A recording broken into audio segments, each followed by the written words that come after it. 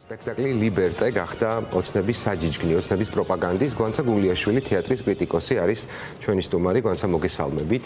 დავიწყებ ასე, საკმაოდ საინტერესო წერილს შევხვდი, დათა თავაძის სპექტაკლი ლიბერტე, ნამდვილი მოვლენაა, სპექტაკლი, რომელიც მაყურებელს ღრმა ფიქრებში ჩაძირვას და ასე შემდეგ, ესთეტიკურ სიამოვნებას ანიჭებს და ძალიან ისეთი კარგი წერილია, რომელიც სწორედაც თეატრის კრიტიკოსების არის დაწერილი. თუმცა ის მაინც გახდა საჯიჯგნი, როგორც თქვი, პროპაგანდის და ძალიან დიდ დანაშაულს ჰქონდა ადგილი, ხო? შეიპარა მალულად, ქურდულად და იქედან წამოიღო უკონტექსტოდ სუსმა არა, მაგრამ ნუ სტილი ეგეთი არა. ხო, კადრები, რომლებიც არ უნდა გამოსულიყო, რომლებიც გადაღებაც არ შეიძლება. და მოკლედ, ხო, ჩვენ ვნახეთ ძალიან საინტერესო დადგმა დათა თავაძის ლიბერტე, რომელიც რაღაცა პერიოდის განმავლობაში თითქოს არ გახდა ეგრეთ წოდებული ხელისუფლებისათვის საინტერესო და მნიშვნელოვანი, მაგრამ როგორც კი მათ დასჭირდათ პოლიტიკური ანგარიშის სწორება დათას წინააღმდეგ, როგორც ერთ-ერთი გამორჩეული ოპოზიციური ხელოვანის წინააღმდეგ, ეგრევე ამოატივტივეს ეს ჩანაწერი და სწორად აღნიშნე ეს ზუსტად ის ხელწერა, რომელსაც ჩვენ უკვე ყველა ძალიან კარგად ვიცნობთ, რაც შეეხება სპექტაკლს, აქვს ძალიან დიდი სინოფსისი, სადაც არის მითითებული, რომ შეიცავს დიდი რაოდენობით არანორმატიულ ლექსიკას, რომ არის ასაკობრივი ზღვარის შევსწრება +18 და ძალიან ვრცელია ეს სინოფსისი, მოკლედ დაცულია ყველა ეთიკური ნორმა, რაც შეიძლება იყოს დაცული, თუმცა ამაზე საუბარიც ახლა არის ცოტა ისეთი სასაცილო, იმიტომ რომ რასთან გვაქვს რეალურად საქმე, ეს არის დესადის ტექსტი, რომელიც ძალიან კარგად მოარგო თანამედროვეობას დათა თავაძემ და რაზე გველაპარაკება ეს სპექტაკლი. გველაპარაკება იმაზე, თუ რა მასშტაბის გარყვნილებამდე მიყავს ძალაუფლების უზურპაციას ადამიანები და ცხადია, რომ ხა ძალიან თვალშისაცემი იყო პარალელები, მით უმეტეს ისედაც დათაყელში ყავს გაჩხერილი ამ ეგრეთ წოდებულ ხელისუფლებას და მათ ეს არ ესიამოვნებოდა. დანარჩენი რელიგიური გრძნობებით შეურაცხყოფილი ადამიანების შესახებ, რასაც ჩვენ ვისმენთ დღეს ტელევიზიებით, პროპაგანდისტული ტელევიზიებით, ეს ყველაფერი მე მგონია ძალიან ციდან გამოწყობილი და მოგონილი ამბავი, იმიტომ რომ შეუძლებელია ვინმეს რელიგიური გრძნობები შეურაცხყოს სახელმწიფო პროდუქტმა, ვიღაც შეიძლება წავიდეს და ნახოს და არ მოეწონოს და არ დაეთანხმოს და არ გახდეს დაუშვათ ამ თეატრის მაყურებელი, ან თქვას რომ არ არის ეს ჩემი ხელოვნება, მაგრამ თანაც ჩვენ ვხედავთ ადამიანებს, რომლებიც საუბრობენ რელიგიური გრძნობების შეურაცხყოფაზე და დაახლოებითი წარმოდგენაც მეეჭვი მაქვს, რომ არ აქვთ იმ რელიგიაზე, რომელზეც საუბრობენ, იმიტომ რომ თუ რამეზე დგას ქრისტიანობა და მე ვარ ორთოდოქსი ქრისტიანი, ეს არის მიმღებლობა, შემწყნარებლობა, ადამიანის გამოხატვის უფლების აღიარება და შეუძლებელია, რომ აი ამ იმაზე ნამდვილად არ დგას, რასაც ქართული ოცნება ახლა კრიტიკულ მოქალაქეებს წინააღმდეგ გაკეთებს. კი ბატონო, გისმენთ. რომ ეს არის სპექტაკლი, სადაც სამი მნიშვნელოვანი თავისგან ნაწილისგან შედგება ეს სპექტაკლი და როგორც ზოგადად ახასიათებს ხოლმე ხელოვნებას, თითქოს ის რაც დღეს ხდება ამ სპექტაკლით დათამ თვითონ იწინასწარმეტყველა.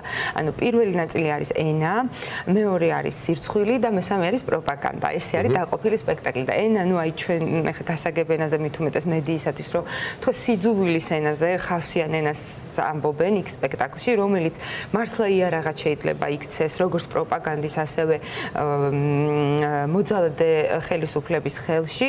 შემდგომი ნაწილი არის სირცხვილი, თუ როგორც ცდილობს მუდმივ სირცხვილში ამყოფოს ავტორიტარი ხელისუფალი თავისი მოქალაქე, რადგან ის იყოს თვითდისტრუქციული და ადვილად სამართავი და მესამე ნაწილი ეს არის პროპაგანდა, როდესაც აი ყველაფერი ჩვენ ვნახეთ ხო კასკადი იმ კანონებისა, რომელიც მიიღო ამ ხელისუფლებამ, სადაც აბსოლუტურად უგულებელყოფილი იყო ადამიანების გამოხატვის უფლება, იდენტობა, მათი ეს არის რაღაცა კატეგორია ადამიანებისა თითქოს არარსებულად გამოაცხადეს, ან ყოველ შემთხვევაში სურდათ რომ გამოეცხადებინათ და სიყვარულიც კი შეიძლებოდა მას შორის თეატრში, ლიტერატურაში, ფერწერულ ტილოზე თუ მუსიკაში ქცეულიყო პროპაგანდად და სინამდვილეში ეს პროპაგანდა შემოატრიალეს ხელოვნების წინააღმდეგ და დღეს ჩვენ ვხედავთ, საუბრობთ იმაზე, რომ დათა რამდენად კარგი და წარმატებული რეჟისორია და ეს იციან არა მხოლოდ საქართველოში, არამედ მის ფარგლებს გარეთაც, მაგრამ სინამდვილეში დათა და მთელი სადადგმო ჯგუფი აი ამ პროპაგანდის მეშვეობით დღეს არის ფიზიკურად დასაცავი. აი ეს არის, ეს უნდა მეკითხა თქვენ ალბათ უფრო მეტი იცით, იმიტომ რომ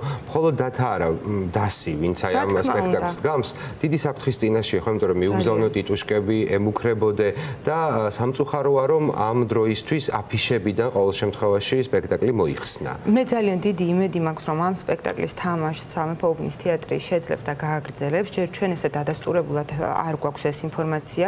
რა თქმა უნდა, თეატრი არის ახლა დაკეტილი, ასე ვთქვათ, მათ ვერ შეძლეს და ვერ ითამაშეს ტროელი ქალები, რომელიც უნდა აღედგინათ, იმიტომ რომ ჩვენ ვნახეთ, როგორ მივიდა იქ რაღაცა რაოდენობა ხალხის.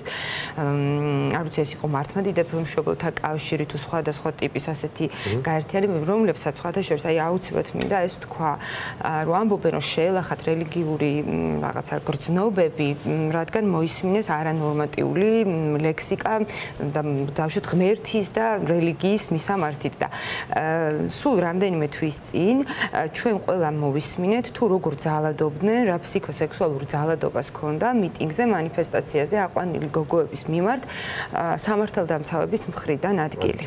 და ამაზე არც საპატრიარქოს, არც ხელისუფლებას, არც აი ამ არასამთავრობოებს ეს მართლმადიდებელ მშობელთა კავშირია თუ ასე შემდეგ, არავის არ ქონია რეაქცია. ანუ ჩვენ თვალწინ დღეს აქ და ახლა საშინელი სექსუალური გენდერის ნიშნით სამართალდამცავებმა იძალათ ეს მიტინგზე აყვანილ ჩვენი შვილების ხელა პატარა გოგონებზე და არავის, ანუ საზოგადოებას, იმ ნაწილს ყოველ შემთხვევაში საზოგადოებას, ვინც დღეს თulis რომ ის შეურაცხყვეს და მათი ღმერთი ვინმე შეურაცხყვა, არა და სინამდვილეში აი ამაზე ის კი არა, ანდრია ჯაღმაიძემ ამ პოლაფს მერე გამოვიდა და ეკლესიიდან განკვეთა და წყევლა გაუგზავნა დას. როგორი კონტრასტი იყო და მეთანხმები ალბათ წმინდა პეტრეს მოედანზე მრევლი სიყვარულს უზიარებდა ერთმანეთს და აქ ანდრია ჯაღმაიძე წვევლიდა. ძალიან კარგი სტატუსი ჰქონდა თეოლოგ ბექა მინდიაშვილს, აი ზუსტად მაგასთან დაკავშირებით და გავიზიარე კიდევაც რომ ანუ პირველ რიგში ქრისტიანობა არის და ორი ძალიან მნიშვნელოვანი ეპიზოდი ჰქონდა ქრისტეს ცხოვრებიდან ყველაზე ცნობილი ერთი მრუში ქალის ეპიზოდი, როდესაც ბრბომის ჩაქოლვას ცდილობს და იესო მოუწოდებს ხალხს, რომ ვინც ამაზე უფრო სუფთა ხართ, მან ესროლოს ეს თქვა და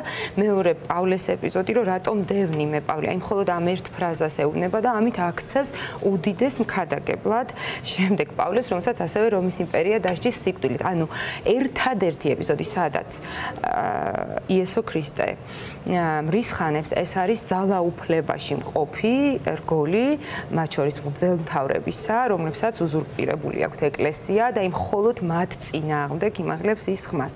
ანუ შეუძლებელია რომ გერქვას ქრისტიანი და არ იაზრებდე, რომ ყველაზე მნიშვნელოვანი რაზეც დგას შენი რელიგია არის მიმღებლობა, მიმტევებლობა, განსხვავებული აზრის პატივისცემა, გამოხატვის თავისუფლება, სიცოცხლის უფლება. ანუ თუნდაც ყველაფერს თავი დავანებოთ ამ შემთხვევაში სპექტაკლზეც რომ თქვათ, აი რაღაც კონტექსტი ხო უნდა იცოდეს, სრულად ხო უნდა ნახო, როგორ შეიძლება წიგნი ყდით შეაფასო, ხო? ვინც არ უნდა იყო. არავის რელიგიური გრძნობა არ შევახვია, იმიტომ რომ იმ რელიგიური გრძნობები შეულახა იმედმა, მე თუ მკითხავ ამ ხალხს. უნახავს ეს სპექტაკლი და სინამდვილეში ეს სპექტაკლი მთავრდება აი ზუსტად ქრისტიანობისათვის ყველაზე მნიშვნელოვანი ფუნდამენტური გიყვარდეს მოყვასი შენი, როგორც თავი თვისი.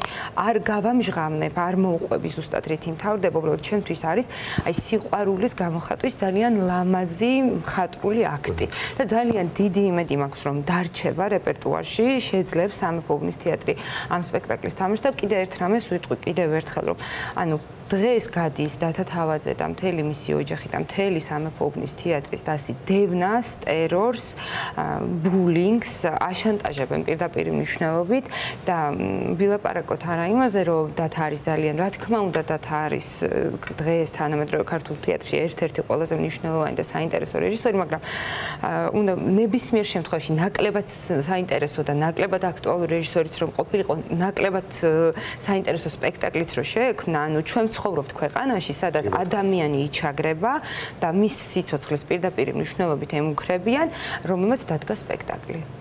კეთილი, ალბათ ამითი მოკლედ რო გითხრა არ არის დათათი დაწყებული მხოლოდ, ხო?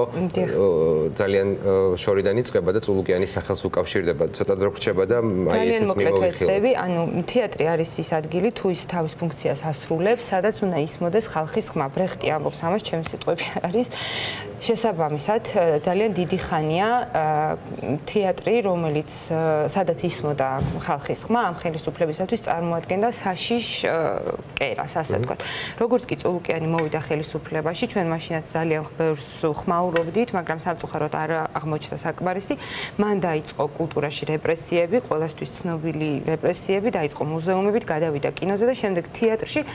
ლაშა ჩხვიმიანით იწყება რეალურად, აუცილებლად უნდა ვახსენოთ, ლაშა ჩხვიმიანი დმანისის თეატრიდან, ანუ როგორც კი ის არ ჩათვალა მასზე დაქვემდებარებულ კადრად, დაიწყო სამხატვრო ხელმძღვანელების გაშვება მასობრივად სამსახურებიდან, თითქოს მოგვისინჯა კბილი, შემდეგ იყო დავით ჩხარტიშვილი, ლაშა შეროზია ზუგდიდის თეატრში და უამრავი გამომრჩება ეხლა და არ მინდა რომ გამომრჩეს. სახელოსნოს დახურვა ძალიან მნიშვნელოვანია. და მოვედით იქამდე რომ დოი გაუშვეს და დათას დღეს აი ამ ფორმებით ებრძვიან, დახურეს სახელოსნო, რომელმაც თაობები გაზარდა, თემურ ჩხეიძის სახელს ატარებდა ეს სახელოსნო.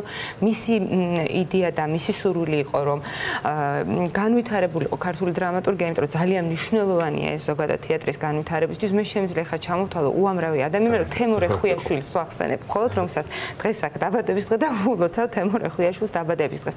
უამრავი ადამიანი, ვინც დღეს თანამედროვე ქართულ თეატრში რეალურად ქმნის პროცესს, არის სახელოსნოს გამოზრდილი პირდაპირ მნიშვნელობით. და აი ეს სახელოსნო დახურეს, ამ სახელოსნოზე თქვეს რომ არ იყო ქმედუნარიანი და არაფერს არ აკეთებდნენ. მარტო წელს 1000-მდე პიესაა დაწერილი, არტოს არაჩვეულებრივი ნაშრომია, თეორიული ნაშრომი თეატრზე ნათარგმნი და შემიძლია ჩამოთვალო კიდე გეუბნები, უბრალოდ ვიღაც გამომრჩება და არ მინდა ვაწყინო, უამრავი ადამიანი, დრამატურგი, რეჟისორი და მსახიობი, ვინც დღეს ქმნის და ვინც არის პასუხისმგებელი ასევე ხვალინდელ თეატრზე საქართველოში. დიდი მადლობა.